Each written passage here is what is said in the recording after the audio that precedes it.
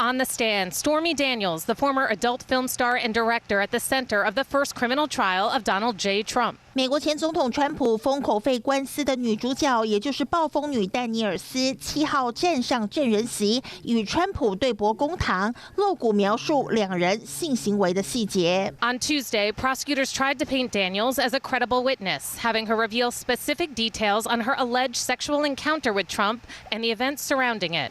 丹尼尔斯表示，两人在2006年一场高尔夫球赛相识，发生关系之后，他在2011年接受杂志社采访，讲述这段经历。不过当时并没有引起媒体的注意，直到2016年，川普被曝光曾用粗鄙言论谈论女性，冲击选情。对此，川普才要当时的律师科恩危机处理，并与丹尼尔斯达成13万美元，也就是约新台币420万元的封口费协议。 The former president has always denied having sex with Daniels, whose real name is Stephanie Clifford. 今年45岁的丹尼尔斯来自路易斯安那州，21岁当裸体模特儿时，无意中进入了成人电影产业，并在23岁开始演出成人电影。虽然川普一再否认与丹尼尔斯有任何性接触，但这场官司对于川普再度问鼎白宫之路的威胁力道并不小。另外，川普对34项伪造商业记录的重罪罪名也表示全部不认罪。